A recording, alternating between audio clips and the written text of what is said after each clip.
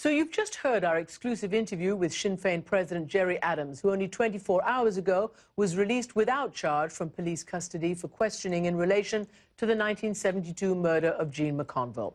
The arrest follows the subpoena of interviews with former IRA members, which were done for the so-called Belfast project at Boston College in the United States. And it was considered so sensitive that even then-Senator John Kerry fought the subpoena. Participants were sworn to secrecy until their deaths, but the UK government wasn't willing to wait. It pressured the US Justice Department to open the files. Ed Moloney ran the Belfast project, and he fought tooth and nail to keep those records private. And he joins me now from New York. Ed, welcome to the programme. Hello, Christiane. First and foremost, you just heard Gerry Adams call this Belfast project a dubious project, and he called the main participants hostile to Sinn Féin, to their strategy. He mentioned you yourself. What is your response to that? Well, the first thing to say is that Gerry Adams has not read this archive. There are 186 interviews in this archive, and the only people who have read them are myself, the IRA researcher Anthony McIntyre, and Judge Young of the Boston District Court, who adjudicated on the first subpoena. He called the project a bona fide academic exercise of considerable intellectual merit. He could find only one interview that was responsive to the subpoena on Jean McConville, which suggests that if this was a Get Gerry Adams project, as he and others have claimed, we didn't do a very good job of it. Mm-hmm. And as to Brendan Hughes and Dola's Price, their motives, both of those people certainly did not like the deal that Gerry Adams and Martin McGuinness had crafted, but they were utterly opposed to the return to violence. They were opposed to dissident violence. Well, and what motivated them was the fact that Gerry Adams was rewriting his own history and therefore disowning them, disowning the orders that he had given them, rewriting entire chapter of Irish history. And I think that angered them and motivated them. And in a sense, this denial by Mr. Adams of his IRA membership has brought this upon his own head. I don't think that these people would have given these interviews other than, and they only did so because of Gerry Adams's denial of IRA membership. Right. Well, he persists, and you heard him tonight saying that he is not and never has been a member of the IRA.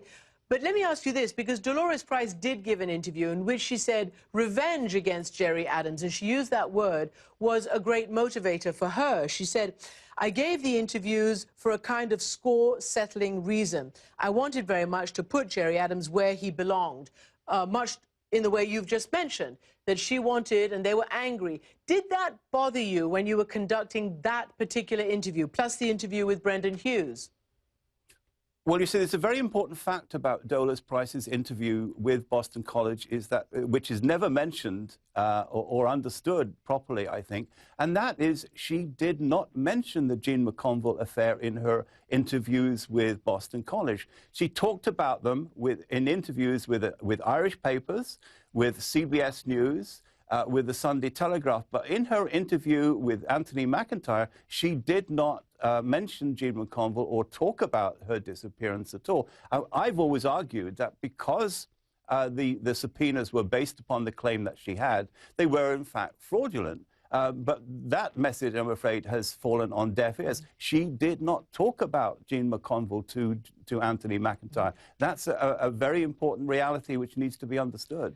And let me also ask you this, because obviously these interviews were done many years ago. The main participants, or at least some of them, are dead. And based on the fact that they are deceased, you actually wrote a couple of books. One of the books you wrote in 2002, The Secret History of the IRA. But in 2010, you wrote a book, Voices from the Grave, which was based on your conversation with Brendan Hughes, ex-IRA, in which he said there was only one man who gave the order for that woman, Jean McConville, to be executed. That man is now the head of Sinn Féin. As we've seen, Gerry Adams denies that categorically. But in a way, do you not think that perhaps you're responsible for all this coming public? Because if it hadn't been for your books, nobody would have been the wiser, and your documentary. And if it hadn't been for Gerry Adams's rewriting of his own history and the lives of the people that he associated with in the IRA, Brendan Hughes would have never given the interview to Boston College. So So the chain of events that led to this actually start much earlier. And I keep on arguing this to people, that in fact, you know, Gerry Adams has brought this upon his own head. Right, I know, you've said that, Ed. You've said that, but I'm trying to pursue this academic exercise that you are committed to. And many, well, hold on a second. Christiane, do you not think that it has a chilling effect on the people who might be willing to engage in these oral histories? And I guess in retrospect, do you think you should have published those books? Well, hang on a sec now. Gerry Adams denying that he was in the IRA is rather like Barack Obama saying he really had two black parents, not a white mother and a black father.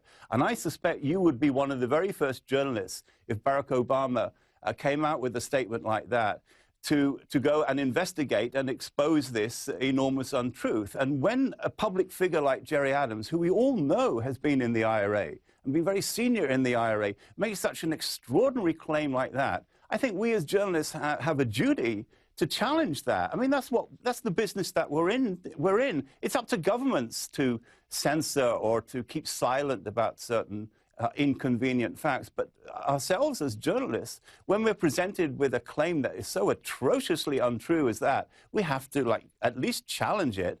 And not to challenge it means you've ceased to be a journalist. And that's all I'm doing. Gerry Adams says he wasn't in the IRA. That's gobsmacking. You have to go out and say, as a journalist, I have to check this and see whether it's true or not. Very quickly. And that's why I'm arguing that he's brought this on his own head. What about the others who've taken part in this and may now be worried about their own futures, their own lives, or you know, being sort of maybe even subpoenaed themselves?